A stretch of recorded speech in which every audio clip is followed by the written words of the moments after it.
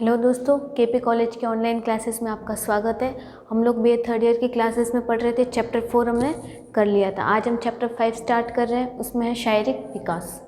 तो इस चैप्टर में हम क्या पढ़ेंगे? शरीर के संबंधित जितने भी विकास हो रहे हैं, मतलब हमारे शरीर में जितने भी विकास हो रहे हैं, उन सब के बारे में हम इस चैप्टर में पढ़ेंगे। ठीक है, तो स्टार्टिंग हम किससे करेंगे? जो शारीरिक विकास है, जब भी हम शारीरिक विकास की बात करेंगे तो इसमें क्या आएगा? शरीर का विकास।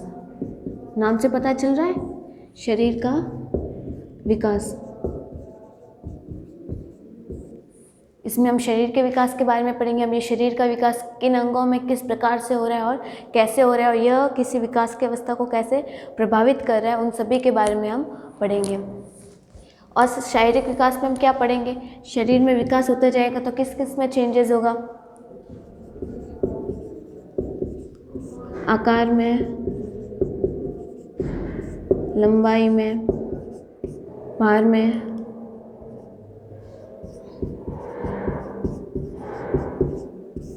हड्डियों में भी चेंज होगा और मांसपेशियों में।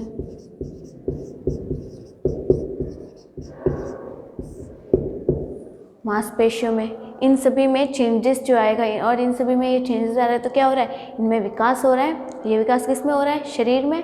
तो जो शरीर में विकास होता जाता है विभिन्न अवस्थाओं के साथ, तो ये शारीरिक विकास के अंतर्गत आता है। तो इसकी हम जो परिभाषा लिखेंगे तो क्या लिखेंगे? शारीरिक विकास से तात्पर्य शरीर के सभी आंतरिक एवं बाह्य अंगों के विकास से है, जैसे कि शरीर की लंबाई, भार, शारीरिक अनुपात, अस्थियों का विकास, दांतों का विकास, मांसपेशियों का विकास आदि। तो शारीरिक विकास का तात्पर्य क्या हो गया कि शारीरिक विकास की जब हम परिभाषा लिखने जाएंगे तो कैसे लिखेंगे? तो शारीरिक विकास का अर्थ होगा कि जैसे जैसे अवस्थाएं बदल रही है, विकास की अवस्थाएं बदलने के साथ बालक के आकार, लंबाई, भार, हड्डियों, मांसपेशियों और दांतों का विकास, इन सब में जो परिवर्तन आता जाएगा, समय के साथ साथ जो इनमें विकास होता जाएगा, जो मजबूती आएगी, तो वो सब क्या है? शारीरिक विकास के अंतर्गत आता है। अब ये शारीरिक विकास हो गया। शारीरिक विकास से हमारे शरीर में क्या लाभ हो रहा है? मतलब ये सब चेंजेस आ गए। आकार बढ़ गया, छोटा बड़ा आकार बढ़ गया, लंबाई बढ़ गई, भार बढ़ गया, हड्डियाँ मजबूत हो गई, मांसपेशियाँ मजबूत हो गई, दांतों का विकास हो गया। तो ये सब क्या है? ये सब हमारे शरीर में चेंजेस आ गए, मतलब हमारे शरीर का शारीरिक विकास हो गया। किसी बालक का शारीरिक विकास हो गया तो इससे बालक को क्या फर्क पड़ेगा? बालक को कोई ना कोई फायदा या नुकसान होगा ना। तो जो फायदा या नुकसान शारीरिक विकास से होता है, तो हम पढ़ेंगे शारीरिक विकास का महत्व क्या है।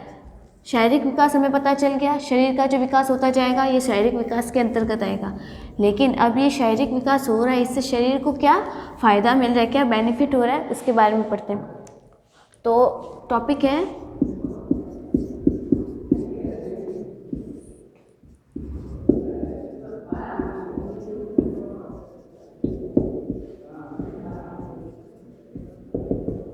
शारीरिक विकास का महत्व।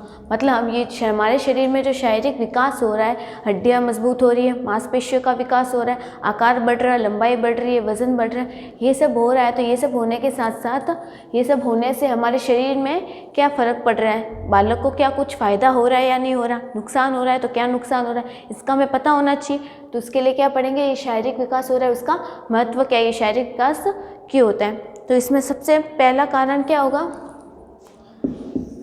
मतलब जो शारीरिक विकास हो रहा है, इसमें सबसे पहला पॉइंट क्या हो जाएगा? सबसे पहला पॉइंट है शारीरिक संरचना का विकास होता है। क्या होता है? शारीरिक संरचना का विकास होता है।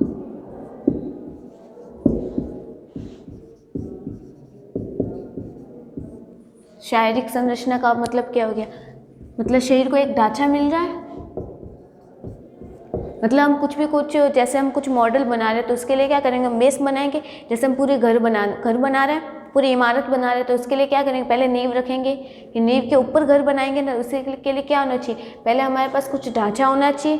वैसे ही जब हमारे पास हड्डियों का ढांचा होगा, मान लो हमारे शरीर में हड्डियों का ढांचा है, हमारा शरीर तो है ही हड्डियों का ढांचा, तो हमारा हड्डियों का ढांचा क्या है? जैसे कंकाल होता है, वो क्या है? हमारे शरीर को एक बेस प्रदान कर रहा है। बेस हो रहा है तो पहले हड्डियों का विकास हुआ, तो ये सब क्या हो गया? शारीरिक संरचना का विकास होता गया। तो सबसे पहले शारीरिक विकास होने के लिए जरूरी क्या? शारीरिक संरचना होनी चाहिए, मतलब हमारे पास कुछ बेस होना चाहिए। मतलब जब तक शरीर को कुछ बेस नहीं मिलेगा, कुछ आधार नहीं मिलेगा, तब तक कोई चीज़ परफेक्ट नहीं होती है। तो शारीरिक विकास होने के लिए क्या ज़रूरी है? शारीरिक संरचना का निर्माण होगा। जब शरीर को बेस मिल जाएगा तो फिर उसमें विकास होता जाएगा, तो वह एक संरचना मिल जाएगी अपने आप शरीर को। तो इसमें क्या होगा? शारीरिक संरचना बालक के बाह्य व्यक्तित्व का आधार होती है।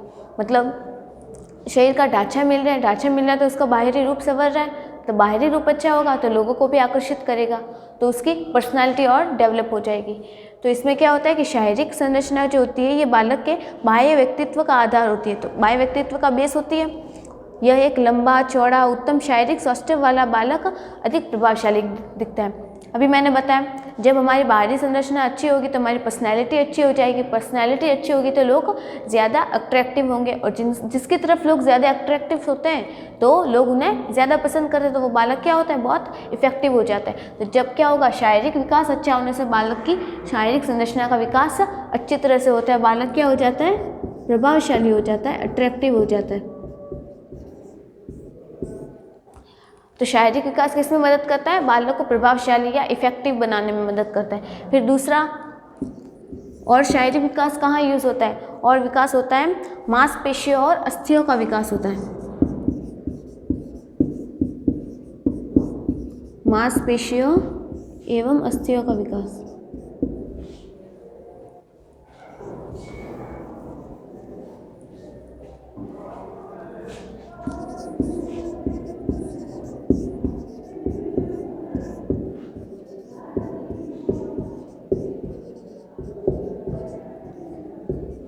मांसपेशी अस्थियों का विकास, जैसे जैसे जैसे छोटा बालक होता है उसमें हड्डियों की संख्या कितनी होती है? 306। जब बालक जन्म लेता है नवजात शिशु में, ऐसे कह लो नवजात शिशु में, नवजात शिशु होता है उसमें हड्डियों की संख्या 306 होती है। फिर यही बालक जब बड़ा होता जाता है जैसे जैसे, तब उसकी हड्डियों की संख्या और अब हमें कितनी होती है? 206। 100 कम हो गई। क्यों कम हो गई? तो इसका मतलब है कि जब बालक बड़ा होता जाता है, उसकी उम्र बढ़ती जाती है, तब उसकी जो छोटी छोटी हड्डियाँ होती है वो जुड़ जाती है। जब बालक जन्म लेता है तब उसकी 306 हड्डियाँ होती है, मतलब उसकी जो हड्डियाँ होती है वो छोटी छोटी होती है। फिर जैसे जैसे उसकी उम्र बढ़ेगी, उम्र बढ़ने के साथ साथ उसकी जो छोटी छोटी हड्डियाँ हैं वो जुड़ के बड़ी हड्डी का निर्माण कर लेगी। तो उसकी हड्डियों की संख्या 206 हो गई। तो क्या हो गया? उसकी हड्डियों का विकास होता गया। हड्डियों का विकास होता गया तो उसकी लंबाई बढ़ने लगी। तो बालक छोटा था तो हड्डियों की संख्या कम थी, ज़्यादा थी, लेकिन लंबाई में कम थी। फिर वह हड्डियाँ जुड़ गई और लंबाई में बड़ी हो गई, तो उसका शारीरिक का विकास होने लगा, उसकी हाइट बढ़ गई, उसका भार बढ़ गया। और भार कैसे बढ़ेगा? अस्थियों के विकास से तो क्या बढ़ती है? लंबाई। और फिर मांसपेशियों का विकास बढ़ता गया, विकास होता गया ना। छोटा बालक था उसका वजन देख लो, फिर अब हम लोगों का अभी वजन देख लो, फर्क होता है ना दोनों में। तो क्या हो गया? मांसपेशियों के विकास से भार या वजन बढ़ता है, इनके विकास से ये होता है, और इसके विकास से लंबाई बढ़ती है। तो क्या होता है कि जब शरीर का विकास होता जाता है तो उसके भार और लंबाई में वृद्धि होती है। फिर और तीसरा कारण, और तीसरा कहाँ यूज़ होता है शारीरिक विकास? ये होता है अंतःस्रावी ग्रंथियों के निर्माण में।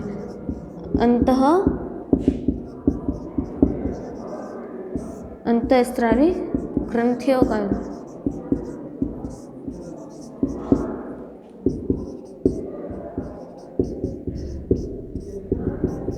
अब अंतःस्रावी ग्रंथियाँ कौन सी होती है?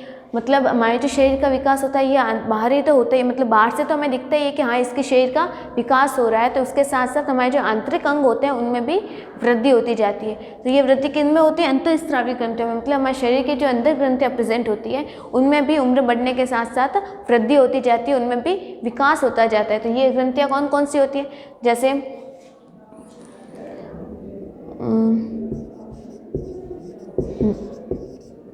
जैसे अग्नाशय ग्रंथि ले लो,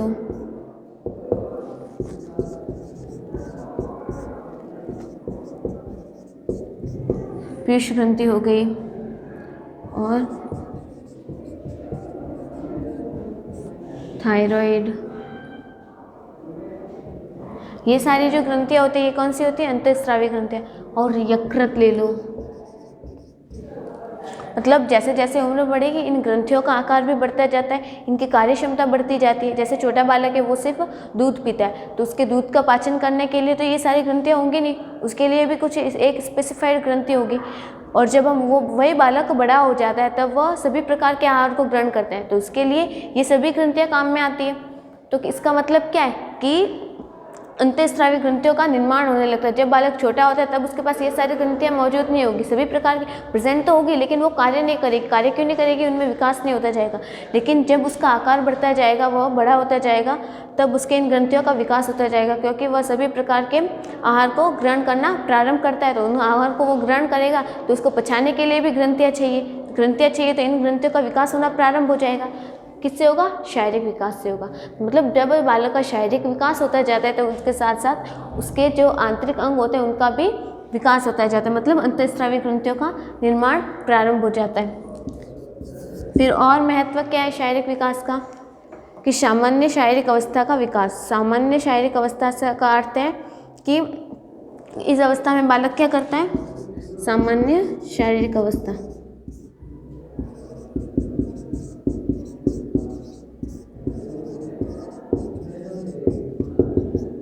मतलब जो ये सारी अवस्थाएं हो जाती है, जैसे शरीर का संरचना मिल गई, शरीर को ढांचा मिल गया, एक बेस प्रदान मिल गया, इससे क्या हो जाता है? बेस मिल जाता है। बेस से क्या होगा? बालक प्रभावशाली बनता है, अट्रैक्टिव हो गया, बेस मिल गया। और क्या होगा? उसकी मांसपेशियों अस्थियों का विकास हो गया, अस्थियों का विकास हो गया तो लंबाई बढ़ गई, मांसपेशियों का विकास हो गया तो वजन बढ़ गया। फिर अंतःस्रावी ग्रंथियों का निर्माण हो गया, बाहरी संरचना तो हो गई, ढांचा मिल गया, बाहरी संरचना हो गई, फिर आंतरिक संरचनाओं का निर्माण हो लेगा। फिर इन सब को मिलकर क्या हो गया? एक सामान्य शारीरिक अवस्था प्राप्त हो गई। मतलब जब बालक में ये सभी विकास हो जाएंगे, ये सभी तरह के शारीरिक विकास हो जाएंगे, तब बालक एक सामान्य परिपक्व अवस्था में आ जाएगा। तब क्या कहेंगे? हाँ, ये पूर्ण बालक हो गया। क्या? इसके सभी अंगों का विकास हो गया, इसके सभी शारीरिक अंगों, बाह्य आंतरिक सभी अंगों का विकास पूर्ण तरीके से हो गया। तब ये कौन सी अवस्था हो गई? सामान्य शारीरिक अवस्था होती है। तो ये सब क्या थे? शारीरिक विकास का महत्व कि शारीरिक विकास किस किस रूप में हो रहा है? उसके शरीर को ढांचा मिल रहा है, बेस मिल रहा है, बेस मिल रहा है तो उसका बाहरी रूप संवरेगा, बाहर से अच्छा दिखेगा तो वह अट्रैक्टिव होगा, लोग उसे ज़्यादा पसंद करेंगे। फिर और क्या होगा? हड्डियों और मांसपेशियों का विकास होने लगता है, मतलब उसमें मजबूती आने लगती है। फिर उसके अंतःस्रावी ग्रंथियों का निर्माण हो जाता है, आंतरिक अंगों का भी निर्माण प्रारंभ हो जाता है। जब ये सभी तरीके से विकास हो जाएगा तब बालक कौन सी अवस्था में होगा? सामान्य शारीरिक अवस्था में होगा। तो ये सब था विकास का महत्व। फिर उसके बाद अगला टॉपिक, अब ये सब हो तो रहा है लेकिन अभी ये सब किन किन अवस्थाओं में कैसे हो रहा है? मतलब इनका कुछ साइकिल तो होगी ना। मतलब अब ये विकास हो गया कि पहले कौन सा विकास होगा फिर कौन सा होगा, एक साइकिल के फॉर्म में ये काम करते हैं। तो इसके लिए अगला टॉपिक है हमारे शारीरिक वृद्धि चक्र। अगली हेडिंग है शारीरिक वृद्धि चक्र।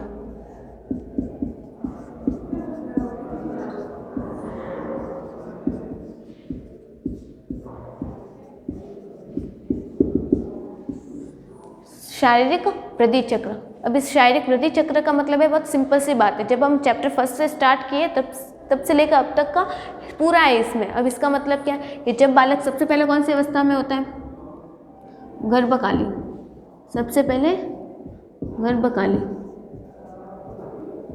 गर्भकालीन माँ के गर्भ में। उसके बाद कौन सी अवस्था आ गई? उसके बाद शैशवावस्था आ गई।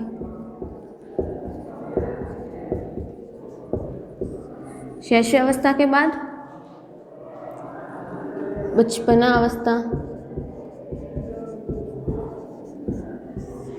फिर उसके बाद बाल्यावस्था, फिर उसके बाद किशोरावस्था,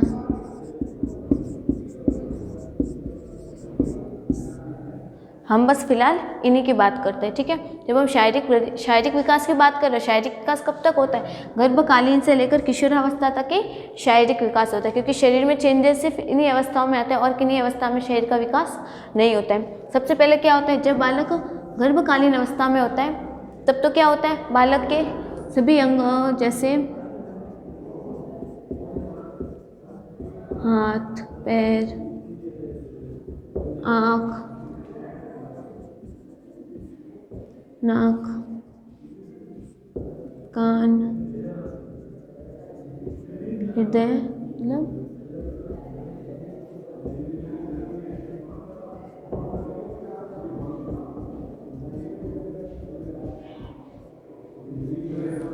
सभी अंगों का निर्माण हो जाता है। किस अवस्था में इन सभी का निर्माण हो जाए? जब बालक माँ के गर्भ में होता है तब बालक में इन सभी अंगों का सिर्फ निर्माण प्रारंभ हो जाता है। जब बालक 9 महीने तक माँ के गर्भ में रहता है तब 9 महीने तक वह बालक पूर्ण रूप से एक मनुष्य का रूप ले लेता है। मनुष्य का रूप ले लिया मतलब उसमें सभी अंगों का निर्माण हो गया। फिर उसके बाद बालक का जन्म हो गया, शैशवावस्था आ गई। अब शैशवावस्था में शारीरिक वृद्धि कैसी होती है? जब बालक शैशवावस्था में होता है तब उसकी शारीरिक वृद्धि इस अवस्था में तो होगी तीव्र गति से। जब बालक गर्भकालीन अवस्था में होता है तब उसकी जो शारीरिक वृद्धि होती है तीव्र गति से होती है। फिर बालक ने जन्म ले लिया, जन्म लेने के बाद भी उसकी शैशवावस्था में उसकी वृद्धि कैसी होती है? तीव्र तो होगी लेकिन बहुत ज़्यादा भी नहीं होगी और बहुत कम भी नहीं होगी। तो इस अवस्था में मध्यम गति से, इस अवस्था में तीव्र होगी। माँ के गर्भ में रहता तीव्र गति से होगी। फिर उसने जन्म ले लिया, फिर उसके बाद जो बालक की जो लंबाई और वो उसमें शरीर में जो वृद्धि होती है, उस शरीर में जो चेंजेस आते हैं वो बहुत मध्यम मतलब मिडल स्पीड से होती है। फिर उसके बाद बचपन की अवस्था आ गई। इस अवस्था में क्या होता है? इस अवस्था में फिर वापस उनकी जो वृद्धि है तीव्र हो जाती है। मतलब जो शरीर की वृद्धि है वो फिर से तीव्र हो जाती है। फिर उसके बाद बाल्यावस्था आ गई। बाल्यावस्था में बालक बहुत कम शारीरिक वृद्धि करते हैं। मतलब आपने जब बाल्यावस्था के बालकों को देखा होगा तब उनमें क्या होता है, इस अवस्था में बालकों का जो शारीरिक विकास होता है, उनके शरीर में जो चेंजेस आते हैं वो बहुत कम आते थे। इस अवस्था में क्या होते हैं? अत्यंत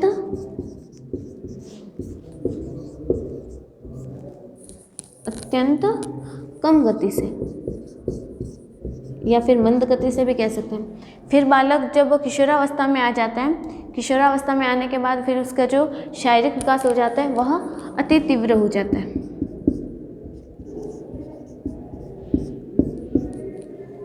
तो ये क्या है? ये शारीरिक वृद्धि चक्र बालक माँ के गर्भ में था, फिर सभी अंगों का विकास हो गया। सभी अंगों का विकास मतलब 9 महीने में पूरा शरीर बन रहा है तो बहुत तीव्र गति से होगा, तो तीव्र गति से हो गया। फिर बालक ने जन्म ले लिया, स्पीड तो होगी लेकिन कम स्पीड होगी, बहुत ज़्यादा से कम होगी, मिडिल स्पीड होगी। फिर बालक की बचपन की अवस्था आ गई, उसमें फिर वापस से बालक तीव्र गति से बढ़ने लगता है। फिर बालक की बाल्यावस्था आ गई, बाल्यावस्था में बालक बहुत कम वृद्धि करते हैं। फिर उसके बाद वापस किशोरावस्था आ गई, किशोरावस्था में आकर बालक की वृद्धि जो अत्यंत तीव्र हो जाती है। तीव्र क्यों हो जाती है? उसके सभी आंतरिक अंगों का निर्माण हो जाता है। आंतरिक अंगों, यौन अंगों में परिपक्वता आ जाती है, इनके इन सभी अंगों का निर्माण हो जाता है। तो इस अवस्था में जो बालक की जो शारीरिक वृद्धि होती है वो बहुत तीव्र हो जाती है। तो ये क्या था? शारीरिक वृद्धि चक्र। फिर इसके बाद और क्या आता है? इसके बाद पढ़ते हैं कि जब ये बालक का शारीरिक वृद्धि चक्र हो रहा है, ये शारीरिक वृद्धि हो रही है, मतलब बालक का हर अवस्था में जो स्पीड है, शरीर का विकास करने की स्पीड है वह चेंज हो रही है। पहले ज़्यादा थी, फिर थोड़ी कम हो गई, फिर वापस तेज़ हो गई, फिर कम हो गई और फिर वो क्या हो गई? पीक पे आ गई। तो ये जो हो रही है इसको इफेक्ट कौन कौन कर रहे हैं? मतलब यहाँ पे ज़्यादा हो रही है, यहाँ पे कम हो रही है, क्यों हो रही है? इसको कोई ना कोई इफेक्ट कर रहा है। जब बालक इस अवस्था में आ गया तब क्या चेंजेस हुआ कि इसकी वृद्धि कम हो गई, फिर इसमें क्या आया कि ये वापस बढ़ गई, फिर ये वापस कम क्यों हुई? इसका कोई ना कोई कारण तो होगा कि इसको कौन इफेक्ट कर रहा है इसलिए इसकी वृद्धि कम और ज़्यादा हो रही है। तो इसके लिए कौन पढ़ते हैं? इसके लिए पढ़ेंगे सबसे पहले कौन इफेक्ट करता है इनको? शक्ति स्तर। बालकों की जो शारीरिक स्तर है, इसको शारीरिक वृद्धि चक्र, इसको प्रभावित कौन करता है सबसे ज़्यादा? सबसे पहले करता है वृद्धि चक्र, शक्ति स्तर सबसे पहले करता है शक्ति स्तर। शक्ति स्तर क्या होता है? इसमें देखो कि बालक के शारीरिक विकास के प्रारंभिक स्तर पर वृद्धि की दर तीव्र होती है। देखा हमने गर्भकालीन अवस्था में वृद्धि की दर तीव्र होती है। फिर उसके बाद तो बालक के शरीर के आंतरिक अंगों का व्यय भी बढ़ जाता है, जिससे बालक की शक्ति का व्यय बढ़ जाता है। शारीरिक वृद्धि की दूसरी अवस्था में वृद्धि की दर मंद हो जाती है, बच्चे मूढ़ी हो जाते हैं, फिर और खाने पीने की चिंता नहीं करते। शारीरिक वृद्धि की तीसरी अवस्था में आकार बढ़ने लगता है और आकृति वयस्क की तरह दिखने लगती है। शारीरिक मतलब जब ये वृद्धि चक्र हो रहा है तो इसको कौन इफेक्ट कर रहा है, इसमें सबसे ज़्यादा करता है शक्ति स्तर। शक्ति स्तर मतलब बालक का मतलब जो प्रत्येक अवस्था होती है ये बालक की वृद्धि को प्रभावित करती है। मतलब जब बालक माँ के गर्भ में था तब उसकी वृद्धि तीव्र थी। क्यों तीव्र थी? क्योंकि इसके सभी अंगों का निर्माण तेजी से हो रहा था। 9 महीने में पूरा शरीर बनाना है, उसके लिए ऊर्जा भी ज़्यादा चाहिए। ऊर्जा ज़्यादा चाहिए तो वो ज़्यादा एनर्जी लेगा, ठीक है, इसलिए उसकी वृद्धि ज़्यादा थी। फिर बालक शैशवावस्था में आ गया। शैशवावस्था में आ गया, उसकी स्पीड कम हो गई। फिर बचपनावस्था में, फिर बाल्यावस्था में। बाल्यावस्था में अत्यंत कम क्यों हो गई? क्योंकि बाल्यावस्था में क्या करते हैं, बालक खेलकूद ज़्यादा करते हैं, खाने पीने की चिंता कम करते हैं, बाहर खेलना ज़्यादा पसंद करते हैं, पढ़ना लिखना उछलना कूदना ये सारी हरकतें बालक सबसे ज़्यादा बाल्यावस्था में करते हैं। तो इसमें ज़्यादा ऊर्जा व्यय होती है। ज़्यादा ऊर्जा व्यय होती है तो इनकी गति कम हो जाती है, शरीर ज़्यादा थकने लगता है। फिर जब बालक किशोरावस्था में आ जाते हैं तो उसके इन सभी अंगों, आंतरिक और यौन सभी अंगों का निर्माण बहुत तेज़ी से होना प्रारंभ हो जाता है, तो ऊर्जा ज़्यादा खर्च होगी, तो इसलिए उनका शारीरिक वृद्धि की गति तीव्र हो जाती है। तो शारीरिक वृद्धि चक्र को सबसे ज़्यादा किसने प्रभावित किया? शक्ति स्तर ने। फिर उसके बाद किसने किया? पोषण। फिर उसके बाद कौन आया? पोषण। पोषण क्या होता है? न्यूट्रिशन, आहार। तो इसमें देखते हैं कि उत्तम शारीरिक वृद्धि और स्वस्थ शरीर के लिए पौष्टिक और संतुलित भोजन आवश्यक होता है। मतलब बालक में जो ये शारीरिक वृद्धि हो रही है, शारीरिक वृद्धि की ये जो गति है कम ज़्यादा, इसमें कौन इफेक्ट करेगा? भोजन भी इफेक्ट करेगा, उसको कैसा भोजन मिल रहा है उस पर। जब शारीरिक वृद्धि की जो गति होती है वो तीव्र होती है तो ऊर्जा एवं अन्य सभी पौष्टिक तत्वों की मात्रा बढ़ जाती है। मतलब जैसे ऊर्जा ज़्यादा खर्च हो रही है, ज़्यादा खर्च कहाँ हो रही थी? इन सभी शरीर के सभी अंगों का निर्माण हो रहा था, ऊर्जा ज़्यादा खर्च हो रही थी, तो इसे पोषण भी ज़्यादा चाहिए। तो गर्भावस्था में पोषण कहाँ से मिलता है? माँ से मिलता है। फिर बालक बाल्यावस्था में, शैशवावस्था में आ गया, तब क्या होगा? उसके शरीर की वृद्धि कम हो रही है तो इसे पोषण की ज़्यादा की आवश्यकता होनी है, सिर्फ ये दूध पर रहता है। फिर बालक बचपनावस्था में आ गया, तब भी ज़्यादा नहीं होती। फिर बालक जब बाल्यावस्था में आ जाता है तो उसे पोषण की ज़्यादा अवस्था होती है, लेकिन ये खाता नहीं है। क्यों? क्योंकि खेलकूद में बिजी रहता है।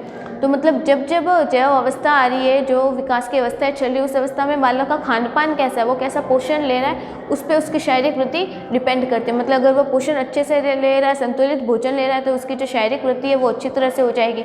लेकिन अगर वो पोषण नहीं ले रहा है, वो खान पान पर ध्यान नहीं दे रहा है, तो उसकी शारीरिक वृद्धि और विकास कम हो जाएगा।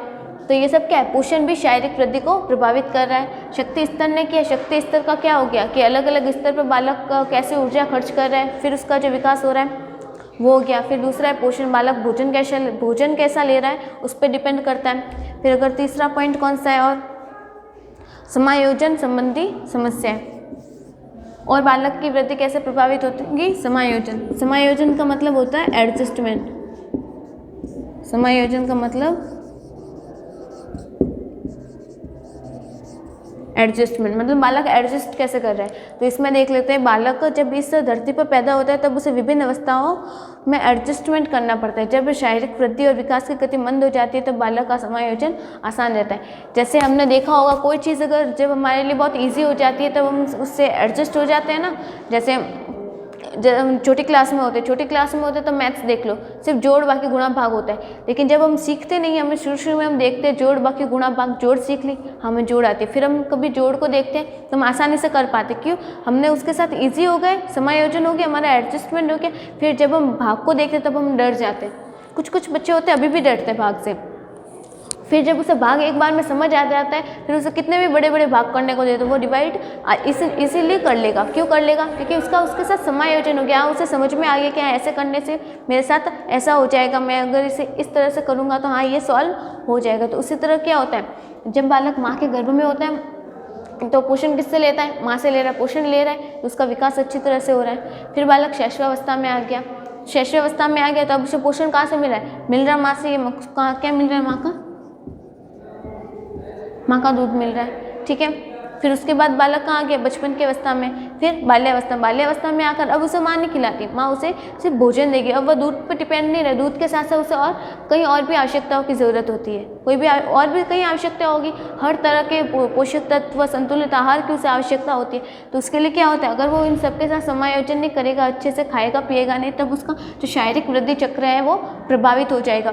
तो उसके लिए क्या होना चाहिए? बालक का एडजस्टमेंट होना चाहिए, शक्ति स्तर होना चाहिए, पोषण की आवश्यकता होती है और इसे एडजस्टमेंट होना चाहिए। फिर और क्या होता है? लास्ट पॉइंट है, और कौन इफेक्ट करता है शारीरिक वृद्धि चक्र को? अकुशलता।